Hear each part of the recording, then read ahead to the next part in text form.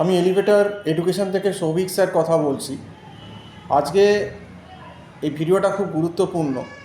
যারা এলএলবি করেছো এবং এলএলবি করার পর হয়তো প্র্যাকটিস করছো 1-2 বছর 3 বছর, বা কেউ হয়তো কর্পোরেট কোনো জব করছো এলএলবি করার পর প্র্যাকটিসে পুরোপুরি যারা যাওনি, যে চাকরি করছো এলএলবি ল সংক্রান্ত, বা যারা এরকম অনেকে আছে যারা 1-2 বছর হয়তো কোর্টে প্র্যাকটিস করছে বা কোনো সিনিয়রের আন্ডারে।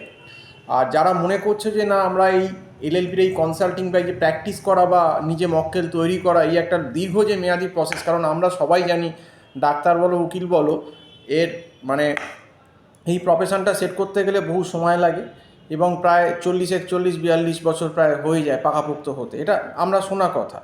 এবার সেটাও ডিপেন্ড করে ক্যান্ডিডেটের ক্যাপাবিলিটির ওপর, যে সে কতটা ভালো শিখতে পারবে বা কতটা তার প্রেজেন্টেশন হবে বা সে কতটা ক্লায়েন্ট আনতে পারবে। তো সেক্ষেত্রে কিছু কিছু ক্ষেত্রে অনিশ্চিত হয়ে যায় এবং একটা দীর্ঘমেয়াদী ব্যাপার হয়ে যায়। তো সেক্ষেত্রে আমার স্টুডেন্টও অনেকে আছে যারা ল করেছে। আমি অনেককেই দেখেছি যারা কিন্তু ল করে প্র্যাকটিস করার পর কয়েক বছর, 1-2 বছর বা 2-3 বছর, বা অনেকে জব করতেন, যে স্টুডেন্টরা জব করেছে, ধর 2 বছর জব করলো, 2 বছর জব করার পর কিন্তু দেখা গেল যে তারা কিন্তু চলে এলো কিসে না, তারা কিন্তু এমবিএ করতে চলে এলো এবং এইচআর স্পেশালাইজেশন করলো।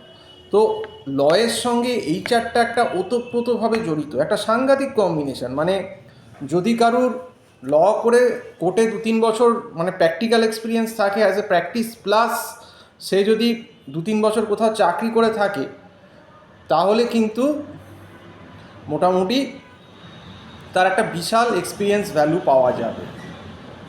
তো এই এক্সপিরিয়েন্স ভ্যালুটা পাওয়া যাবে এবং সবথেকে বড় কি, এইচআরের সঙ্গে যদি ল কম্বিনেশন উইথ এক্সপিরিয়েন্স কিছু থেকে থাকে, সেটা কর্পোরেটের কাছে একটা কিন্তু বিশাল অ্যাডেড অ্যাডভান্টেজ হয়। কারণ অনেক কর্পোরেটই থাকে, দেখবে চায় যে লিগালের সঙ্গে এইচআর হলে তার হয়তো কোনো লেবার ল সংক্রান্ত কিছু ফ্যাক্টরিতে দরকার, সে হয়তো প্রোডাকশান করে, তার ফ্যাক্টরি আছে।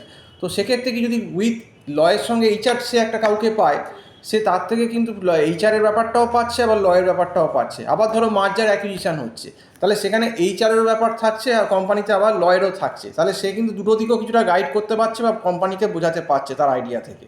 তাহলে সেক্ষেত্রে কিন্তু একটা মানে এই এলএলবির সঙ্গে এইচআর হওয়া মানে কিন্তু একটা বিশাল তার অ্যাডভান্টেজ হয়ে গেল। সে কিন্তু নর্মাল যে যারা এমনি অন্য ব্যাকগ্রাউন্ড থেকে আসছে এইচআর নিয়ে, বিকম বলো বিএ বলো, তার থেকে যারা এলএলবি এইচআর করে কিন্তু মার্কেটে আসছে এবং এক্সপিরিয়েন্স নিয়ে, যাদের একটুখানি কোর্টে 2-3 বছর 3 বছর অন্তত প্র্যাকটিস করেছে, বা যারা ধরো 2-3 বছর মার্কেটে অ্যাজ এ লয়ার চাকরি করেছে, কোম্পানি ধরো ব্যাংকে চাকরি করেছে অ্যাজ এ লয়ার, যারা মোটামুটি একটা কর্পোরেট এক্সপিরিয়েন্স আছে তারপর এইচআর করছে, তাদের কিন্তু বিশাল একটা অ্যাডভান্টেজ। তাদের কিন্তু জব পেতে কোনো অসুবিধা হবে না, এবং যদি ভালো একটু ম্যাট ক্যাট দিয়ে কোনো একটু মোটামুটি ভালো জায়গা থেকে এইচআর করেও, তারা কিন্তু অনায়াসেই জব পাবেন এবং একটা ভালো এক্সপোজার পাবেন।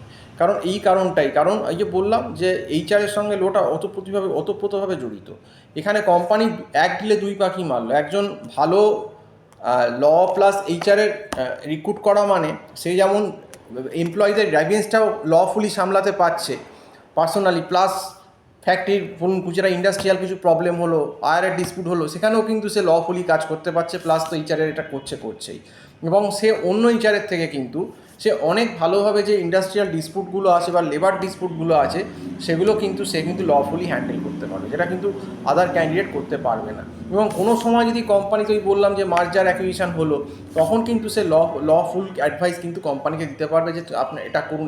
তো কোম্পানি কিন্তু তার থেকে দুটো দিকেই বেনিফিট হবে। সেই জন্যেই কিন্তু সবথেকে বেশি চান্স যে কর্পোরেটে কিন্তু এই এলএলবি এইচআর কম্বিনেশনের দাম সব থেকে বেশি। তো আজকে এই জন্যই বললাম, যারা ল করেছেন, যারা ভিডিওটা দেখছেন এবং যারা ভবিষ্যতে হয়তো জব করছেন বা যারা হয়তো প্র্যাকটিস করছেন, যারা কিন্তু অদূর ভবিষ্যতে এমবিএ করতে চাইছেন, আমি ডেফিনেটলি বলবো এমবিএ করুন এবং স্পেশালাইজেশন কিন্তু এইচআরই নিন। কারণ এইচআরটা নিলেই সব এলএলবি এইচআর কম্বিনেশনটাই কিন্তু যারা ল করেছে তাদের জন্য সব থেকে ফ্রুটফুল হবে। যদি কোনো রকম কোনো অ্যাডভাইসের দরকার হয়, আমার টাইটেলে নাম্বার আছে 9831044518, এই নাম্বারে কল করে আমার সঙ্গে কথা বলতে পারেন। এই নাম্বারটাতে আমার হোয়াটসঅ্যাপও আছে, এখানে হোয়াটসঅ্যাপও করতে পারেন। তো সম্পূর্ণ ভিডিওটা দেখার জন্য অসংখ্য ধন্যবাদ। নমস্কার।